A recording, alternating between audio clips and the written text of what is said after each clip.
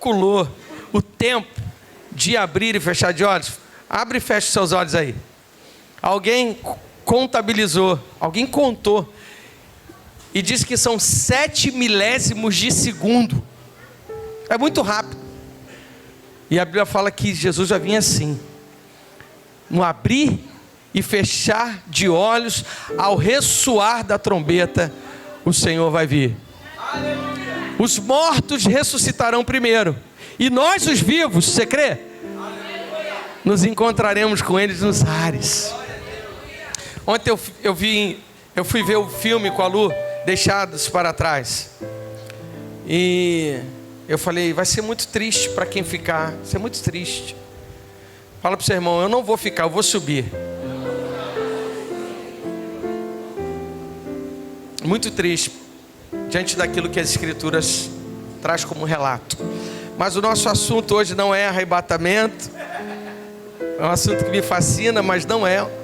Eu vim falar de algo também de suma importância. Eu quero louvar a Deus pela inspiração divina. Deus colocou no coração do pastor e dessa liderança, da angústia à paternidade. Você já refletiu sobre esse tema?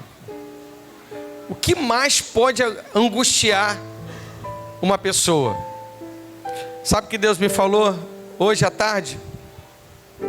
Pastor Ricardo, o que traz angústia a um ser humano é a orfandade. Orfandade é a ausência da paternidade. Nada pode angustiar um ser humano senão isso, ele não ter um pai.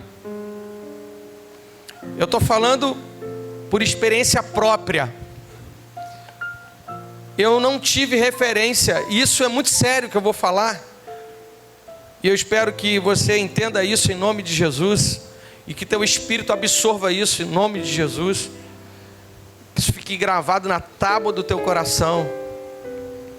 Mas a Bíblia fala de 3 tipos de paternidade: a paternidade terrena, a paternidade celestial e a paternidade espiritual. A paternidade terrena, ela é importantíssima. E infelizmente alguns de nós, eu me incluo nisso, não tivemos um pai terreno que nos inspirasse, eu estou falando por mim, a ser o que eu sou hoje. E isso me trouxe uma crise muito grande, porque o pai, e os pais que estão aqui, entendam isso, a importância sua, na sua família. O pai é aquele que dá destino ao filho. O pai é aquele que prepara o filho para que ele vá mais do que ele foi. Eu tenho certeza que o pastor Ricardo quer que o Pedro vá muito mais longe do que ele, né, Fernanda? Eu tenho certeza que o pastor Ricardo e Fernanda querem que João vá muito mais além do que eles. E a Bíblia fala que os filhos são como flechas.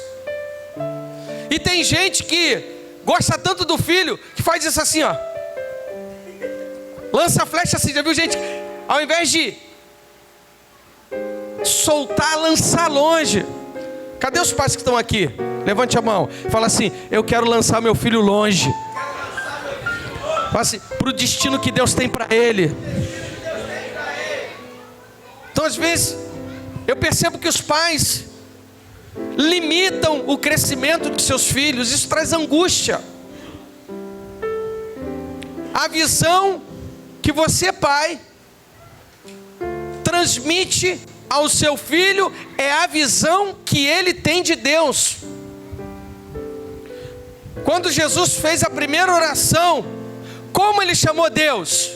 Pai nosso que estás no céu. Porque Deus é pai. É o nosso paizão. É o Pai celestial.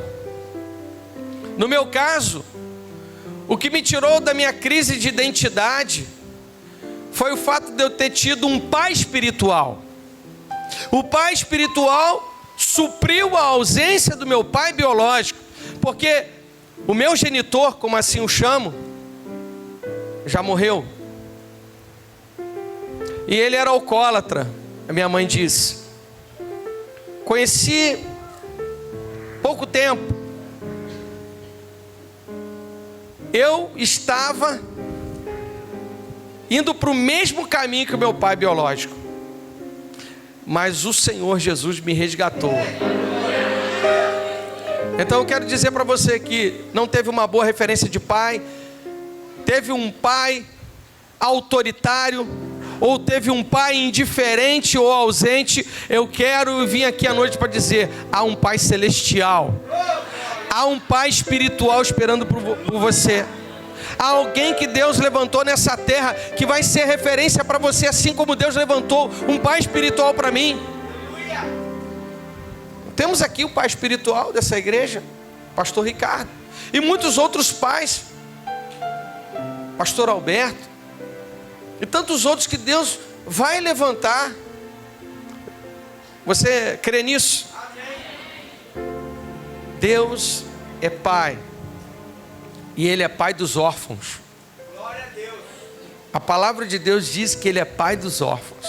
Eu lembro uma vez, pastor Ricardo, que eu estava no centro, a minha conversão se deu diferente da maioria de vocês. Eu me converti num centro de recuperação de viciado em drogas. Eu fui viciado durante muitos anos, e eu estava no centro de recuperação, ajoelhado assim na cama, chorando porque os meus pais, o meu padrasto, eu tive a ausência do meu pai biológico. Eu tive um padrasto autoritário, e que me deixou lá no centro de recuperação. Eu orei a Deus, porque naquele momento eu me via órfão, e quando eu levantei e abri a palavra de Deus, ela foi certeira. Salmo 27:10, sabe o que diz Salmo 27:10? Ainda que meu pai e minha mãe me desampararem, o Senhor me recolherá. Aquela palavra entrou no meu coração. Eu falei assim: eu não sou mais órfão. Meus pais podem ter me rejeitado, meu padrasto e minha mãe podem ter me rejeitado, mas eu fui acolhido por Deus. E assim eu profetizo que vai acontecer com você. Talvez você não guarde uma boa imagem do seu pai. Talvez você não entenda por que eu tenho que chamar Deus de pai. Porque a imagem correta de um pai não é do seu pai da terra, é do seu pai do céu. É a imagem perfeita. E eu quero te desafiar a liberar perdão para o seu pai. Quando eu liberei perdão para o meu pai que me rejeitou, e para o meu padrasto que não cuidou de mim, a minha vida fez assim, pastor. Eu voei. Eu fui liberto. E eu tenho certeza que essa temática dos 61 anos da igreja em Deodoro, ela é tão forte, tão de Deus, que o Antigo Testamento, sabe qual é o último versículo do Antigo Testamento? Não sabe? Eu vou te lembrar. Que nos últimos dias o Senhor levantaria no espírito de Elias e converteria o coração dos pais aos corações dos filhos, e os corações dos filhos aos pais, para que eu não venha e fira a terra. Assim diz o Senhor. É assim que conclui o Antigo Testamento. Nada é por acaso. O profeta Malaquias estava preparando para a chegada de João Batista, que é aquele que batiza o Senhor Jesus, e que ao término do batismo, o que acontece? O Espírito Santo desce em forma corpórea de pomba, o céu se abre e ouve-se uma voz. A voz de quem? Do Pai, dizendo que esse é o meu filho amado, em que me comprazo, ou que eu tenho prazer. Satanás sabe do poder da paternidade.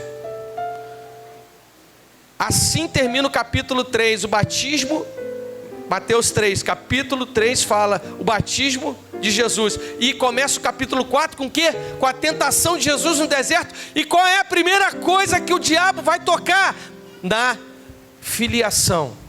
Se tu és filho de Deus, transforme essas pedras em pães. Ora, Jesus tinha acabado de ouvir, queridos. Ele ouviu a voz do Pai. Se você ouviu a voz do Pai, não aceite a voz do diabo. Você é filho de Deus, você é filha de Deus, você não é mais órfão, você não é mais órfão. Você tem um Pai que te ama, um Pai que fala assim: eu te amo, meu filho. Nós o amamos porque Ele nos amou primeiro. E aí Jesus não entrou na dos satangões. Não entrou. Porque ele tinha convicção que ele era filho de Deus. Você precisa ter convicção. Você vai sair desse tempo de celebração no domingo, quando fechar essa festividade, você vai saber quem você é.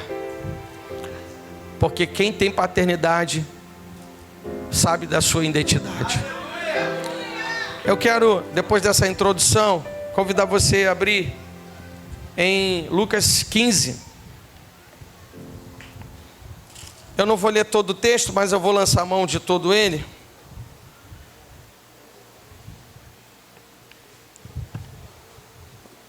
Lucas 15, 11. E continuou: certo homem tinha 2 filhos.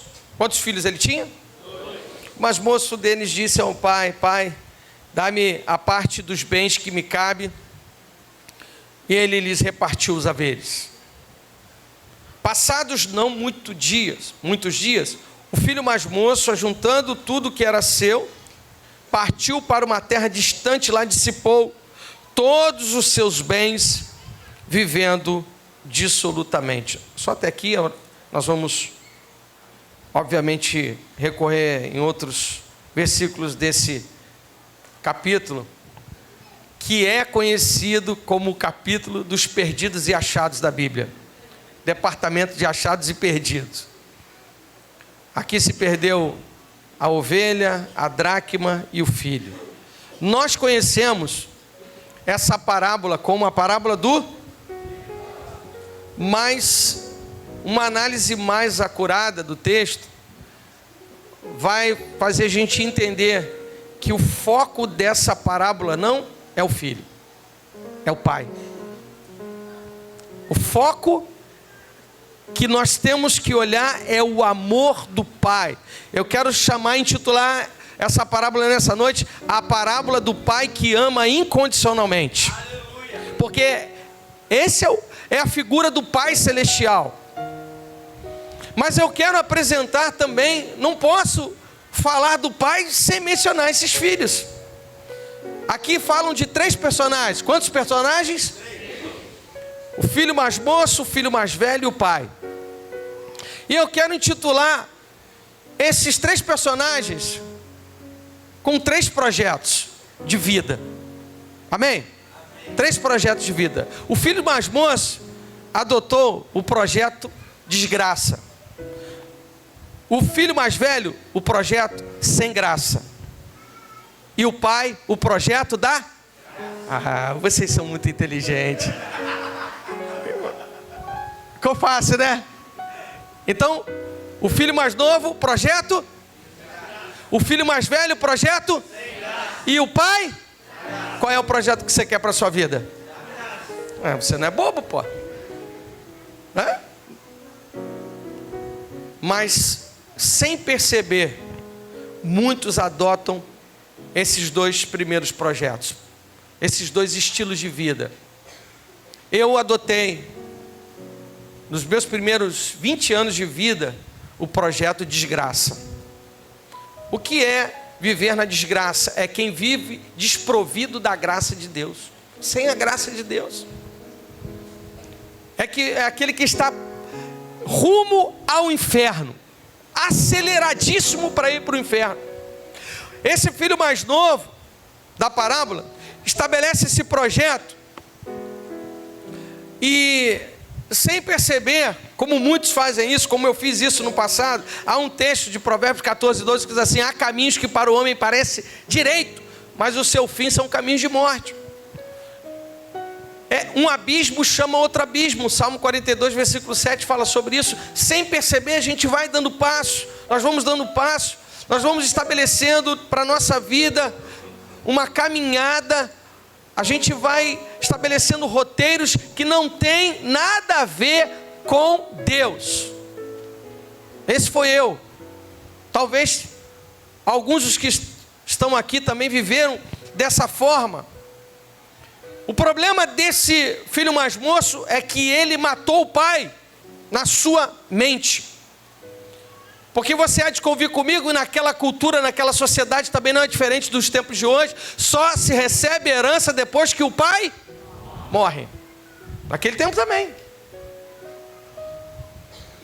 Há um Provérbios de número 20, versículo 21, que diz assim: a posse antecipada da herança, no fim, não será abençoada. Repita comigo: a posse antecipada da herança, no fim, não será abençoada. E não foi aqui. Interessante que muita gente fala assim, que o pai foi injusto, só deu a parte para o filho mais novo. Não, mas se você se atentar direito na leitura, você vai perceber no versículo de número 12, e ele lhes repartiu os haveres. Ou seja, o pai foi justo, ele deu uma parte para o filho mais moço e deu a maior parte para o primogênito, como dizia a lei judaica. E o filho mais moço tomou a decisão: eu quero viver minha vida. A canção do filho pródigo era: deixa a vida me levar, vida leva eu. Era o corinho da vida dele. Fala para o seu irmão: misericórdia. Mas ele cantou esse corinho com a vida dele. A Bíblia fala que ele foi viver dissolutamente, gastou dinheiro. Sabe o que significa a palavra pródigo? Esbanjador. Pródigo é esbanjador, a pessoa que esbanja, a pessoa que gosta de aparecer. Já viu? Eu pago uma rodada de chopp. Ah não, deixa comigo que eu pago tudo. É aquele cara que paga tudo e na hora dos amigos pagarem, cadê? Sumiu todo mundo. Foi o que aconteceu com esse jovem aqui. Ele ficou na pista. Fala para o seu irmão assim: se você vê alguém na pista, chama para metodista. Pode aplaudir que é para o Senhor. Amém? Você pegou? Se você vê alguém na pista, chama para metodista. Tá de bobeira no asfalto, pô. Pegou já. Toda vez que alguém quebra um princípio aqui, ele é quebrado lá. Foi o que aconteceu com o filho pródigo. Ele saiu quebrando princípios aqui e lá. O boleto chegou com juros e correção monetária. Houve uma fome, e a pior fome que o filho mais novo, eu vou chamar de pródigo, porque a gente conhece como o filho pródigo, o esbanjador. A maior fome não foi só a fome física. Vem comigo aqui para o texto. Versículo 14, depois de ter consumido tudo, cara consumista, esbanjador, pródigo, sobreveio àquele país uma grande fome, e ele começou a passar necessidade. Então ele foi e se agregou a um dos cidadãos daquela terra, e este o mandou para os seus campos a guardar porcos, humilhação. Ali desejava ele fartar-se das alfarrobas que os porcos comiam. Agora, o pior, o que diz essa frase final do 16? Lê junto comigo. Mas ninguém... Essa é a pior fome que um ser humano pode passar. A fome da escassez de amizade e aliança. Ninguém lhe dá nada. Quando você tem aliança, você não fica nessa situação. Alguém vai te ajudar. Né, pastor? Alguém vai te ajudar. Mas ele não tinha aliança. Ele não tinha paternidade. Ele matou o pai. E ele volta depois de chegar ao fundo do poço. Eu cheguei ao fundo do poço.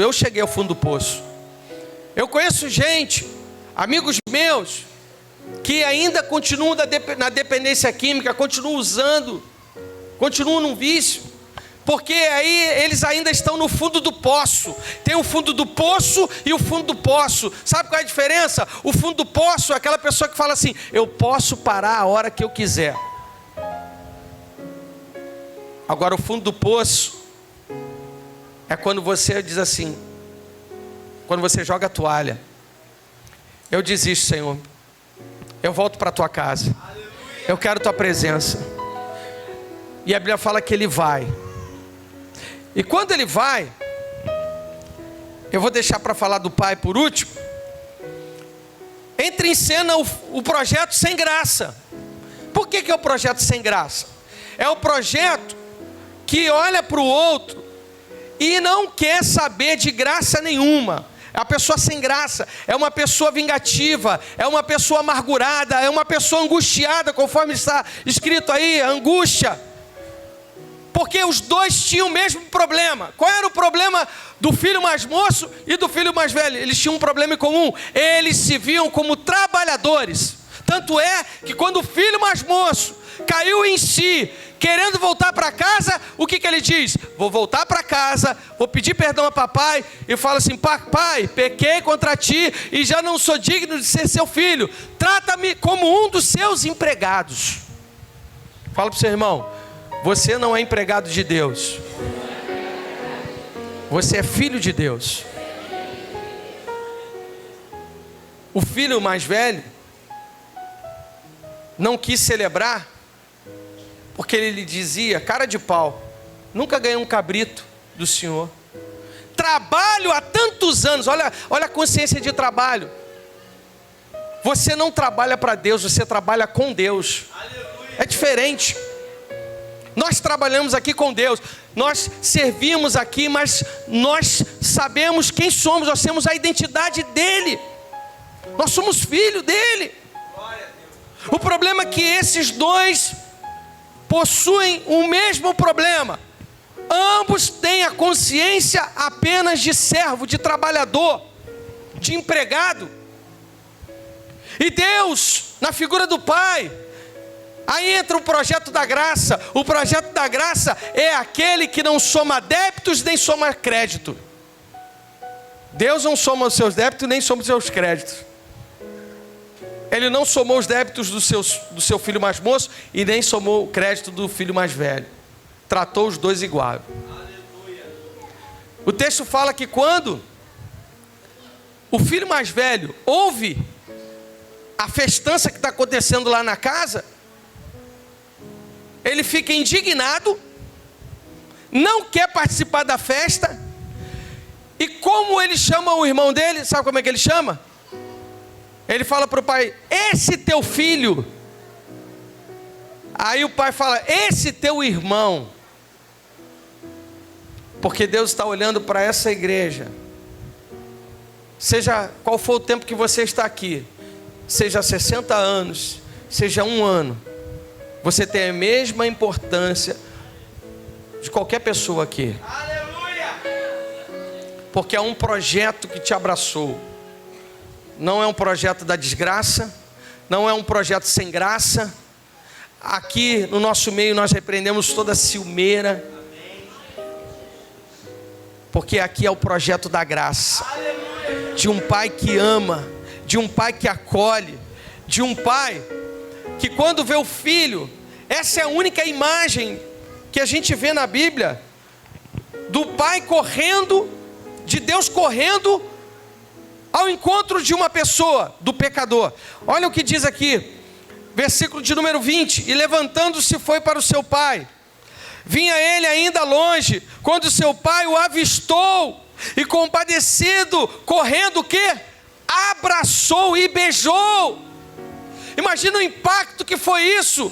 E é isso que Deus fez comigo, é isso que Deus faz com você. Aleluia. Quando você vai ao encontro dele, ele te abraça, te beija. E diz o texto que o projeto da graça é completo. Fala para o seu irmão: o projeto da graça é completo.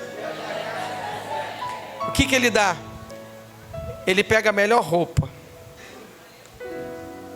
melhor roupa e dá para o filho. Veste, põe um anel que simboliza a autoridade, sandália nos pés para dizer: você agora não é mais escravo. Calça os pés dele, porque ele estava como escravo, e faz o sacrifício. Esse é o projeto dessa noite. Nós estamos aqui celebrando 61 anos.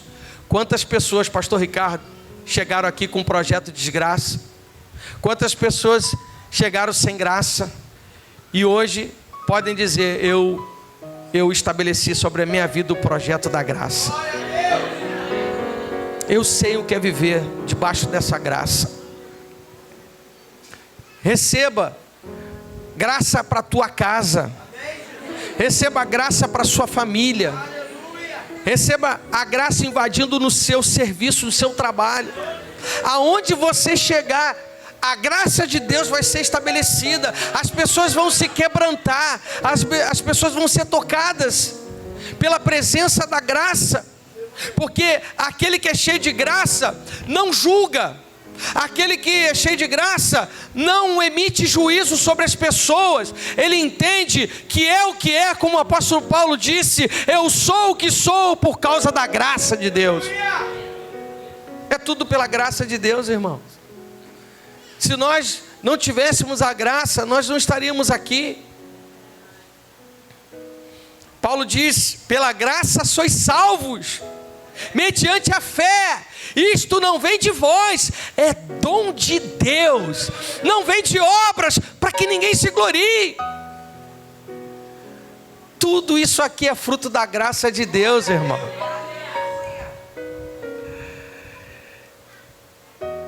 O avivamento que está chegando no Brasil é um avivamento de paternidade. Deus vai levantar muitos pais espirituais nessa igreja.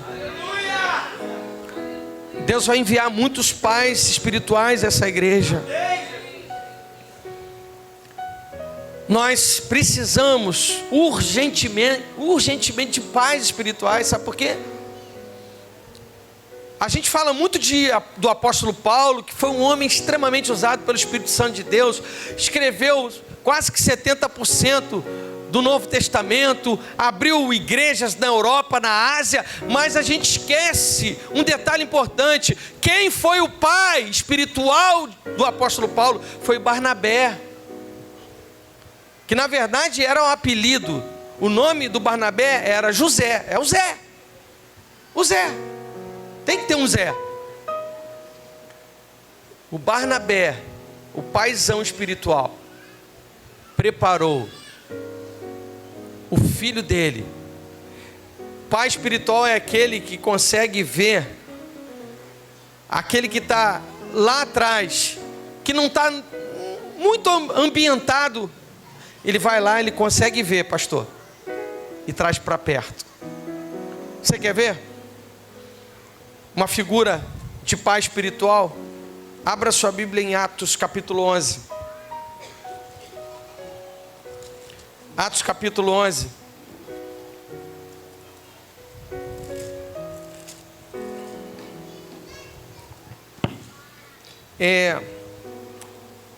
Antes de ler o 11, eu vou ler o 9 para você entender. Preste atenção.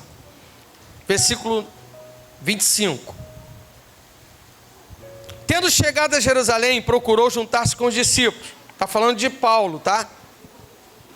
Que é Saulo, aqui, nome hebraico. Todos, porém, o temiam, não acreditando que ele fosse o quê? O quê? Olha para cá. Saulo tinha se convertido, as pessoas estavam duvidando da conversão dele.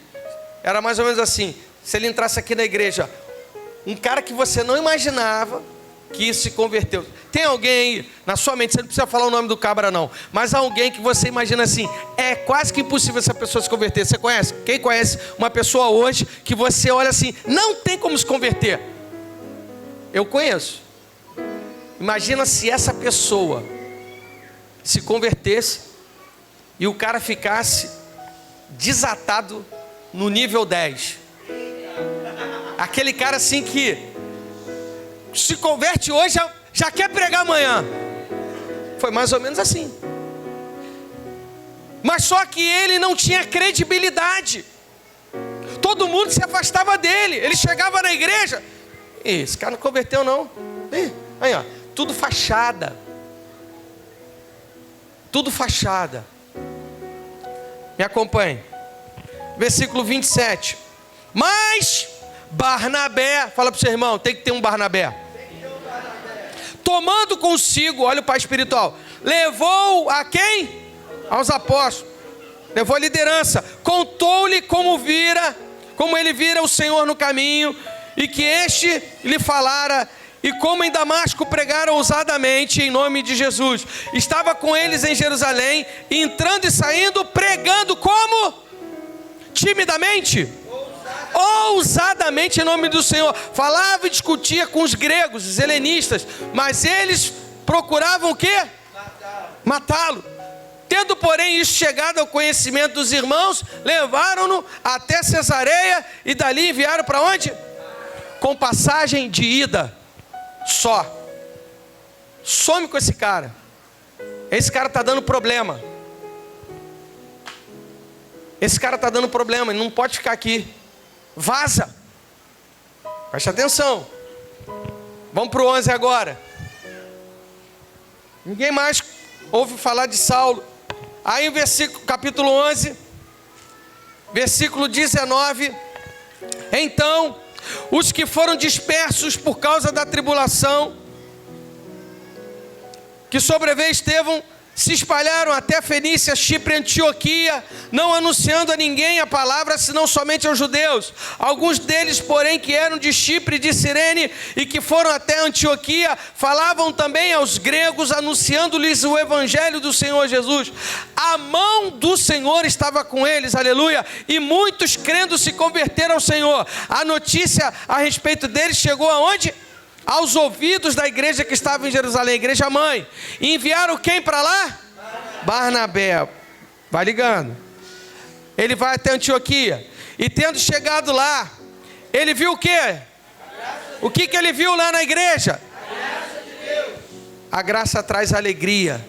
E alegrou-se. E exortava a todos a que com firmeza de coração permanecesse no Senhor. Porque era homem bom. Diga, homem bom.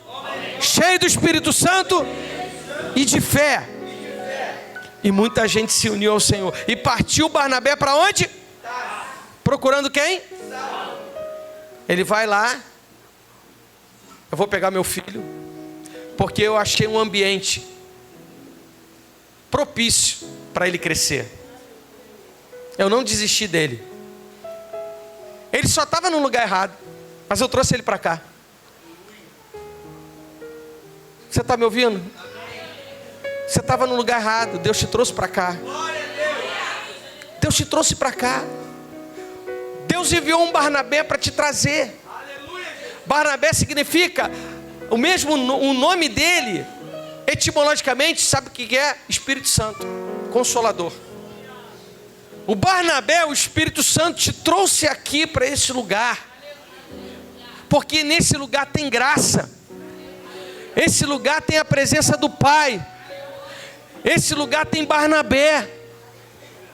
E não há Saulo que não seja curado. E não há Saulo que não seja tratado. E não há pessoas que não possam ser curadas e tratadas e acolhidas. Você está no lugar aonde há Barnabés. Você pode glorificar o nome do Senhor por isso? Você pode aplaudi-lo nessa noite por isso?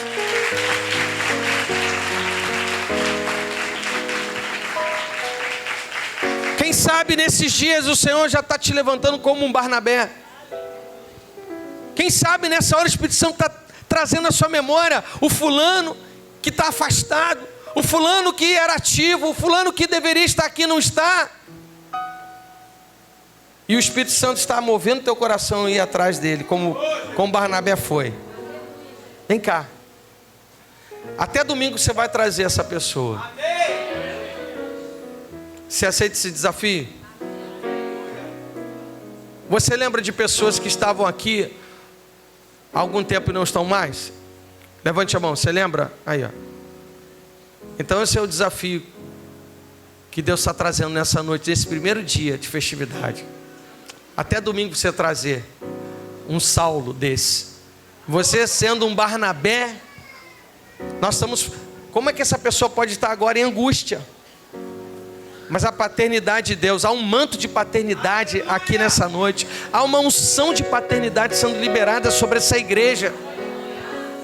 Uma igreja que ama cuidar de gente, uma igreja que se importa com pessoas. Vocês são assim. Está no DNA espiritual dessa igreja. O discipulado como estilo de vida, o cuidado com as pessoas. Eu quero orar por você nessa noite. Porque Deus, nesses 61 anos, e nos próximos anos que virão, até a volta do Senhor, o propósito dele continua. Sabe qual é o propósito eterno de Deus? Constituir uma família de muitos filhos, segundo a sua imagem e semelhança. A Bíblia fala isso em Gênesis 1:26, e vai reproduzir de uma outra forma, mas a mesma visão e propósito em Romanos 8:29. O Senhor nos predestinou para sermos conforme a imagem de Jesus, o Filho de Deus. Parecer com Jesus. Você sabe, parecer com Jesus é fazer tudo que Jesus fazia. E sabe o que Jesus fazia, Jackson? A Bíblia fala que ele fazia tudo que viu o pai fazer. Assim o filho faz. Ele diz isso em João. Então o nosso ministério pastoral, viu, pastor Alberto, pastor Ricardo? Nosso ministério é o ministério que tem que ser semelhante ao de Jesus. Aleluia. Tudo que Jesus fazia, o Evangelho de João fala que ele via o pai fazer para reproduzir. Esse é o desafio da igreja. E o que Jesus via? Ele viu o Pai. O nosso modelo maior é o Pai. Eu quero orar por você, que aceitou esse desafio de ser Barnabé nesse tempo. De ir atrás de vidas. De ir atrás de pessoas que podem ser poderosamente usadas. Já pensou se o Barnabé não vai lá? Já pensou se ele... Não... Está tão bom aqui, está maravilhoso aqui, está fluindo aqui em Antioquia. Eu estou vendo o Espírito Santo, o texto diz que ele viu. Olha como termina essa história. Voltando, versículo 25 de Atos 11. E partiu Barnabé para Tarso à procura de Saulo. Tendo encontrado, o que ele faz? Levou para Antioquia. Antioquia é aqui, ó. É aqui em Deodoro. E por todo um ano se reuniram naquela igreja e ensinaram o quê? Numerosa multidão. Eu quero profetizar que numerosa multidão vai entrar aqui. E em Antioquia foram os discípulos pela primeira vez chamados. Não foi em Jerusalém, não foi em Roma, não foi em Judeia, não foi em Samaria. Foi aonde as pessoas menos poderiam imaginar. Sabe o que significa cristãos? Pequenos cristos. Pessoas semelhantes a Cristo. A igreja era tão parecida com Cristo que eles foram apelidados de cristãos. Diga para o seu irmão, você é um cristão. Você é uma cristã. Fique de pé, por favor.